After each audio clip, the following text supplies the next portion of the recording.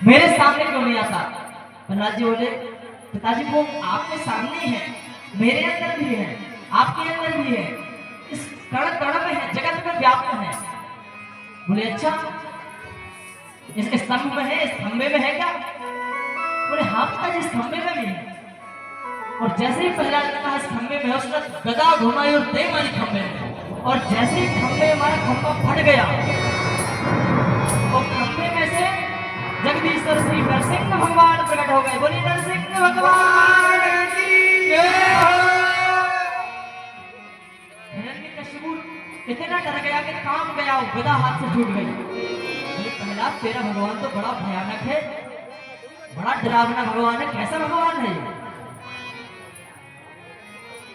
फिर वरदानों का याद आया, मुझे तो वरदान मिले हैं। उठ खड़ा हुआ, गदा उठा, मुझे तो वरदान प्राप्त है, मैं थोड़ी ना मरूंगा। बोले आ जाओ। लड़ने लगा भगवान से, दो दो हाथ करने लगा। भगवान उसके साथ खेल रहे हैं, जैसे एक छोटा सा बालक एक गेंद को लेता है, फेंक देता है, अपन उसको उठा के हाथ में ले जाओ, फिर से फेंक देगा।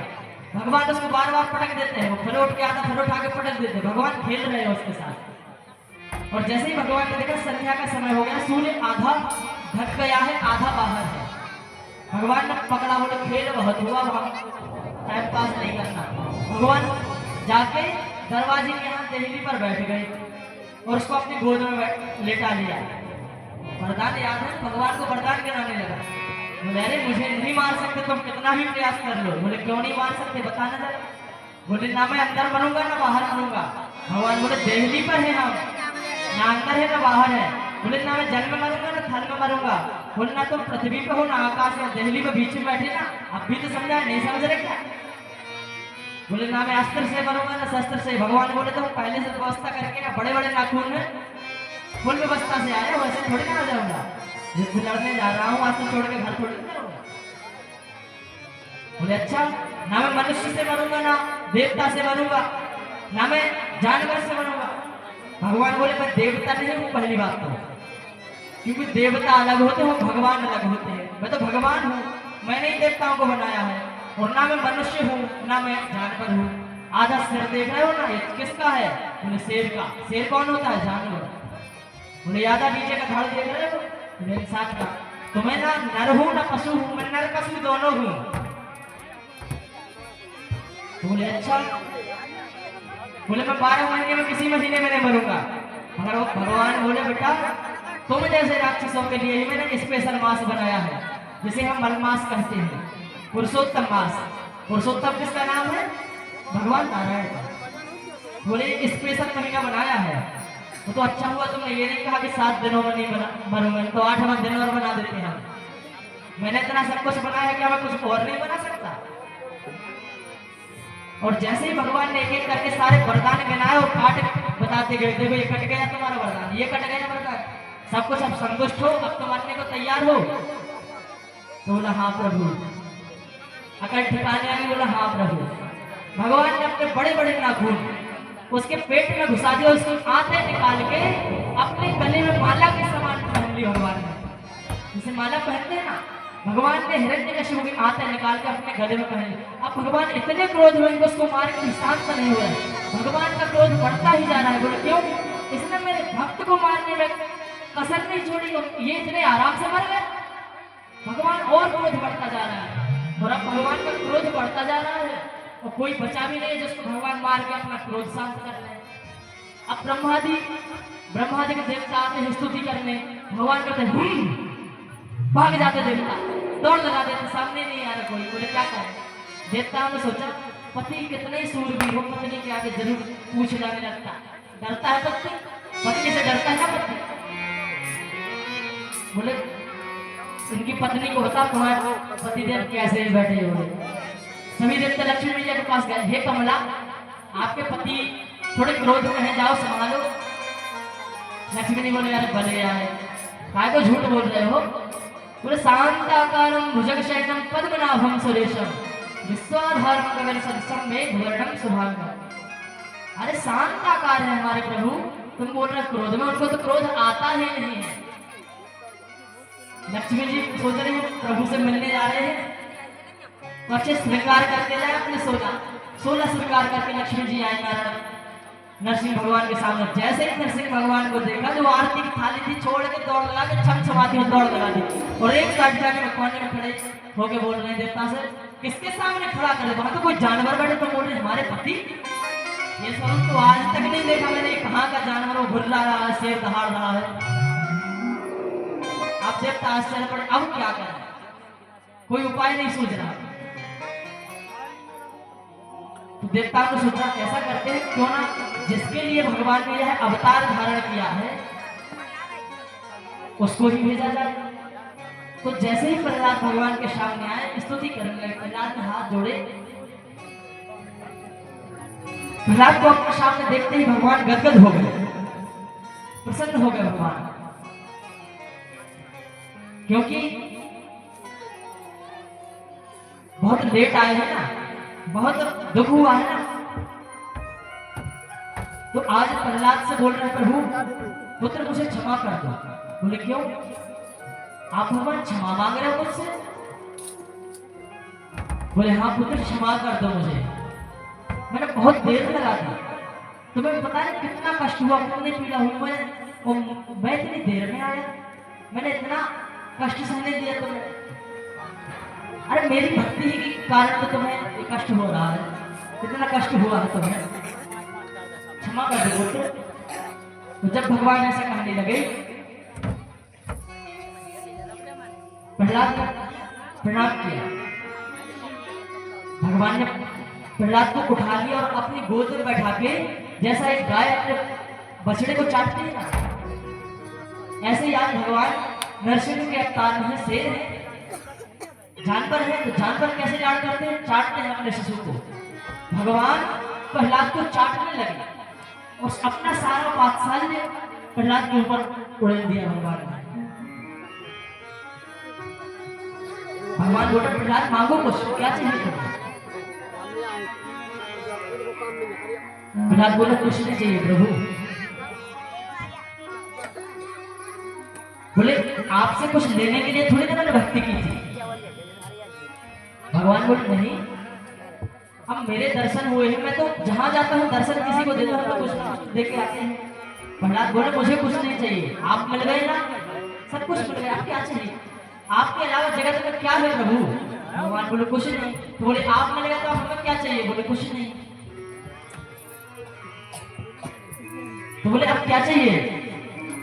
भगवान बोले एक काम करो, तुम राज्य करो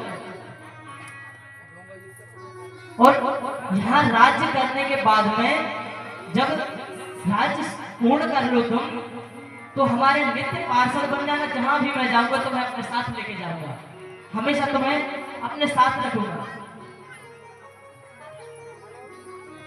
अब प्रहलाद जी सोचने लगे दे रहे हैं, हम तो सोच रहे थे कुछ ना दें तो अच्छा है, अब दे रहे हैं तो कुछ हम ही मांग ले। तो प्रहलाद जी बोले प्रभु अब दे ही रहे हो जबरदस्ती, तो फिर हम जो मांग रहे हैं वो दो। बोले क्या? बोले जो ये गद्दी पे बैठ के मेरे पिता को अहंकार आया था, कभी मुझे को अहंकार ना आए, और मुझे मैं ये चाहता हूं मुझे आप ये दो कि कभी किसी से मुझे कुछ मांगना ही ना पड़े,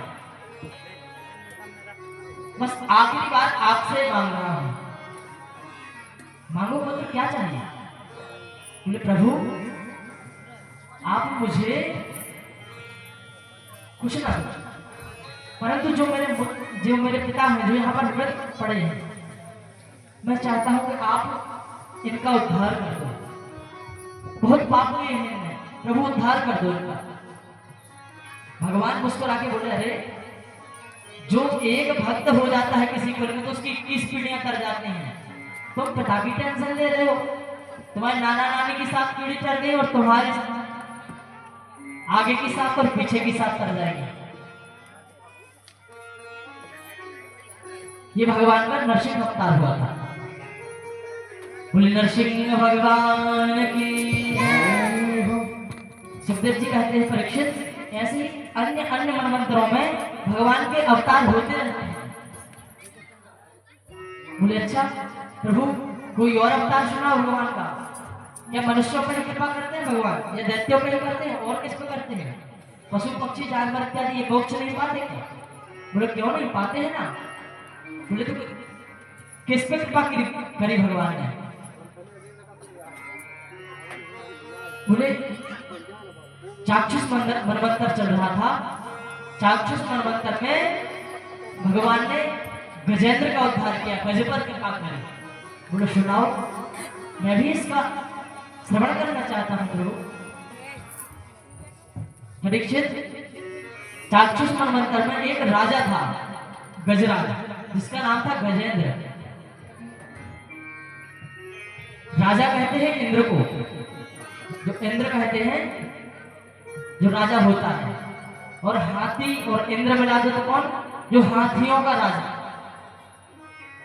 बहुत बलशाली था।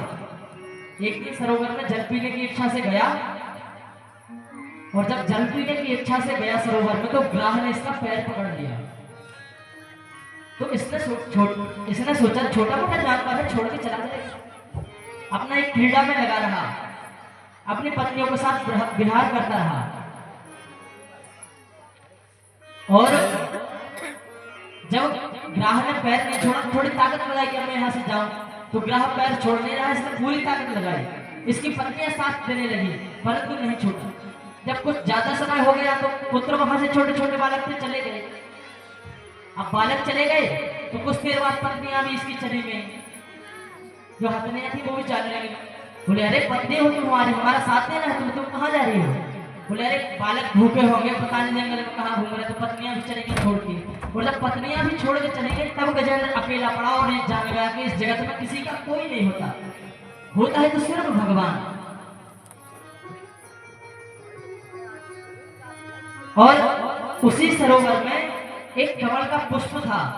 गजेंद्र जब डूबने लगा तो अपनी सोच से कमल का पुष्प उठाया और ऊपर उठाकर प्रार्थना करने लगा, योऽन्तः प्रविश्य वाचमिमां प्रसुप्तां।